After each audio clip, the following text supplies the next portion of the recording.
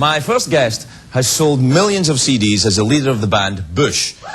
This year he's also appeared in the films Constantine and The Game of Their Lives, which is in select cities now. Take a look at this. Soccer, as you call it, is in its infancy here in America. And it will take you years to reach the level of other countries where football is a matter of life and death to them. But I say to the American team, the best of luck. And after England takes you all to a soccer school, have a good holiday, or, as you say here, vacation in Brazil. Cheers. Cheers. Please welcome Gavin Rossdale, everybody.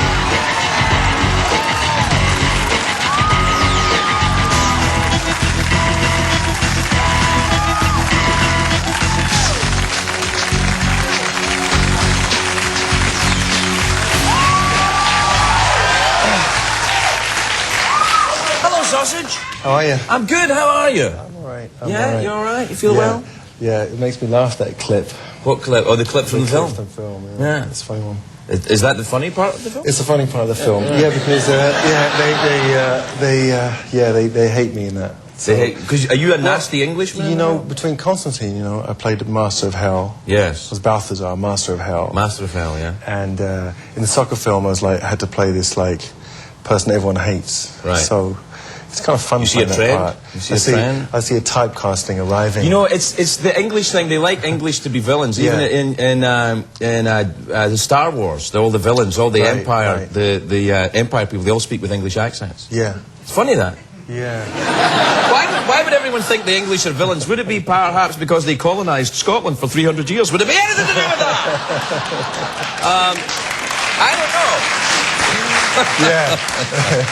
Actually, you're a bit Scottish, aren't you? I'm this half. I'm McGregor. I'm half Scottish. My mum's Scottish, yeah. Your mother's full Scot? Yeah, full Scot, my mum. Yeah? A full Scot? Full Scot. What was that? There, Aberdeen, now Peebles. Peebles? Oh, that's... Peebles, yeah, that's inner sanctum Scotland. Yeah. You're not even allowed to talk about that. Shh. Yeah. You're from Kilburn in London, aren't you? Mm-hmm.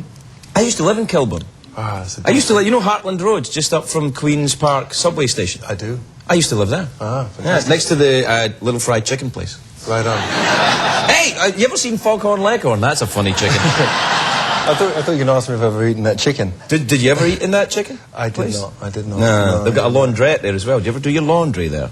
Yeah, I don't know if I did. It always smells of chicken. That's why you don't. Right. You don't want to do it. It's the oil. Yeah, but you were going to be a soccer player, weren't you? Yeah, I loved it. You know, I played semi-pro, and then I had this sort of thing where I was doing the music as well. So I had to decide whether I wanted to be Jim Morrison, or Pele. You know, and it was a tough choice. Well, you know, I was aiming high. But Jim Pele. Let's face it. I was aiming high, and no, I just the music was what was starting to take off, and with the football you need so much dedication. Short career football as well. Soccer, we should say soccer. Right. So everyone understands. Short career. I mean, you're done by the time you're 25, right? Right. Whereas a musician, you can go on well into 28. Absolutely. 29. Yeah. So, but I kind of missed playing. I played a lot. That film, The Game of Their Lives. We went to St. Louis. Yeah, I've been there. And Brazil, and in Rio. We played in Rio. And we trained Fluminense, the ground there, and I played, because I was the only one who was on the English team that had a speaking part. Right. So all the English players are actually Brazilians. Ah. And, but that makes sense, right? If they're not speaking, what the hell? They had to make sure they were less tanned, you know. Less tanned Brazilians. Less tanned, pale. The pale professionals. How'd you get Brazilians to get English people? They're all kind of... Yeah. English people aren't. You know. Yeah. I mean, I'm not saying every Brazilian is but they're, you know. I don't even what know is that. I have no idea what that is. have no idea. I never heard that. So are you back playing soccer now? Do you... No, I haven't been. My way of keeping fit is play tennis. You know, I love tennis. Tennis? Yeah. It's very Beverly Hills, isn't it? Yeah, well, no, I grind it out. I mean, I don't do it in the sort of social... I kind of take it on, you know, have fun really? with it, yeah. Doesn't tennis just give you one really big muscly arm, like a crab? You know, and then... and you keep turning left. It's like you're really strong down one side. Yeah, yeah, it probably does. Yeah, probably does. But that's all right. You know, what are you going to do? But... I think something just fell apart. There's a tennis player that just fell over right there, you see?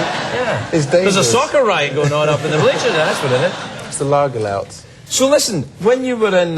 Bush are done now, right? There's no more Bush? Well, as you say, we have been shaved for a Yeah. little while. I thought that was a nice thing. But as we know, it always grows back. Yeah, it always goes back, yeah. You haven't been plucked then? That's weird. And we've got Brazilian, the bikini wax. Brazilian, yeah. You see the links? The links. I like it. This is all very... I like it.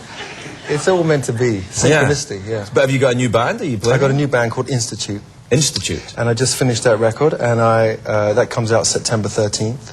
Right. And just starting to do all the artwork and sort out when the tours are and all that stuff. When the play for everyone. And well, that's what I was going to say. You want to come on the show? You come on the show and do a song? Yeah, I'd love to. Yeah, no, that'd be great. Yeah. I always wondered about Bush, because Bush are a great band, and I loved them, and I thought they were terrific. But they were much more popular. That's good. The butt. Well, in Britain, nobody knew who they were in Britain. Right. Well, yeah, that's a harsh one, really, because what it is that in America you have the landscape where you have rock music. Right. You can be in a rock band and everyone can know about you. And in England, like we do, like 3-4 nights at Brixton Academy, which is a venue in England. It's a really big venue. You know. Not a school then. So we did really good, but what we never were is not a school. Yeah, you Brixton Academy. Yeah. I thought, well, you playing in a high school? You're a giant rock band. You can get a bigger venue. Yeah. That's the premier place. You know the Brixton Academy. Brixton Academy. Yeah. You're killing me for TV. No, I know. I'm your lamb. So the thing about it was that we did really good on a rock band level. What we didn't do is compete in the sort of pop world, but we never were in that. So we always got sort of beaten with that, about this idea of that. But I think we did pretty good over there. It's a good band. We've got to take a break. We're going to come right back. We'll be right back with Gavin Rossdale, everybody. I like them. I got to say.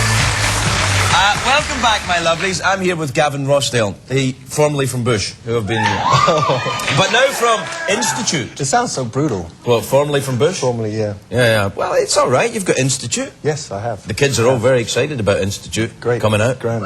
Why is it so difficult for successful rock bands to stay together? What happens? It always happens. Well, you know, in our case, it wasn't that complicated. The guitar player, he just wanted to stay home with his family.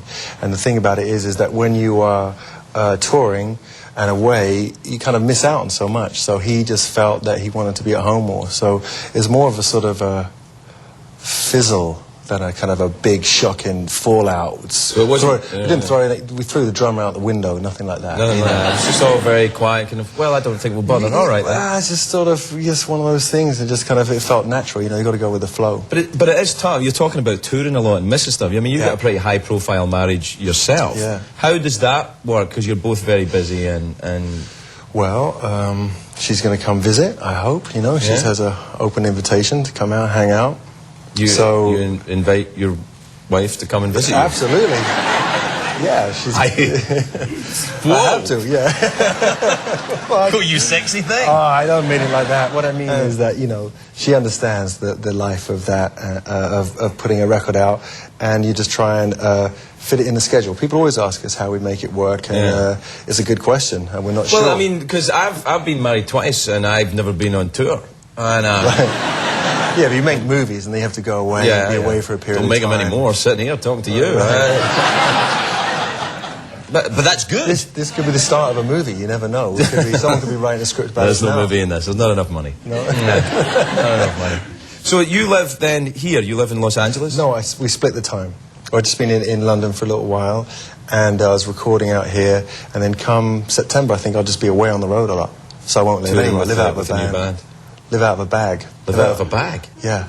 That's kind of nice. Yeah. Well, you know what I mean. You try a hotel, you got money. Hotel, yeah. You know what I mean. Get in there. So listen, I want to talk to you before we finish up. You're from Kensal Rise in Kensal Green in London, right? Right. Kensal, that area. Kilburn. Kilburn, yeah. Well, Kensal Rise Cemetery there Do you know there's a big Victorian cemetery up in the hill? Do you know it? I do know of it, right. yes. Now, you grew up there. I used to walk around that cemetery being very poetic. Right. Did you ever go to that cemetery? Do you know? It's that's all the goth. That's the goth world. Right? It was, yeah, all black eye makeup and stuff. Black but eye. that at the end of Finding Neverland, did you see Finding Neverland? Yeah, it's a great film. At the end of it, you know, when they're... I don't want to give it away, but she dies. And at the end of it... dead. That's it. Boom, she's gone. And when they're burying her, because she's dead at the end of the movie, I think that was at Kensal Green Cemetery. I think that's where it was shot. Did you recognise it? You know, I don't think I've ever been inside, because it's got those big walls right along. You climb over them and you get your... Cops never go in there. I'm surprised you haven't been... Yeah, not yet. Now I know where to go to get the hookup. We gotta go, Gavin. It's been great to see you. Gavin Rossdale, everybody. We'll be right back with Paul Haggis.